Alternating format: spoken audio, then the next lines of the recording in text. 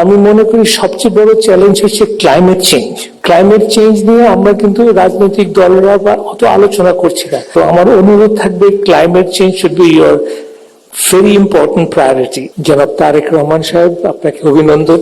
পার্টির আপনি চেয়ারম্যান হলেন, আপনাকে আন্তরিক শুভেচ্ছা, আপনার শুভকামনা, সুস্বাস্থ্য কামনা এবং আপনার সর্বস্তরের সাফল্য কামনা। খুবই সংক্ষিপ্তে, আমরা গণতন্ত্র চাই, স্বাধীন সাংবাদিকতা চাই এবং সুশাসন চাই।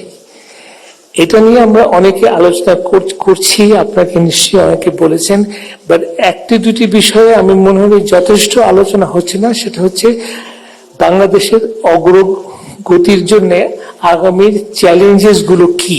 এবং আমি মনে করি সবচেয়ে বড় চ্যালেঞ্জ হচ্ছে ক্লাইমেট চেঞ্জ। ক্লাইমেট চেঞ্জ নিয়ে আমরা কিন্তু রাজনৈতিক দলরা বা অত আলোচনা করছি না।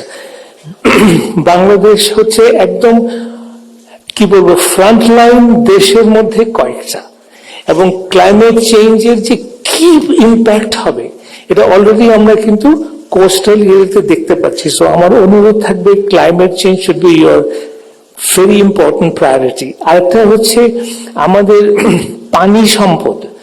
আমরা পৃথিবীর অন্যতম কিন্তু মানে সম্পদশীল দেশ পানির ক্ষেত্রে, কিন্তু আমরা সমস্ত নদীকে দূষণ করছি। ইট ইজ কোয়াইট ইনক্রেডিবল যে আমরা কিভাবে নদী দূষণের দিকে যাচ্ছি এবং কিছুই করছি না। আরেকটা হচ্ছে আমাদের আন্ডারগ্রাউন্ড ওয়াটার।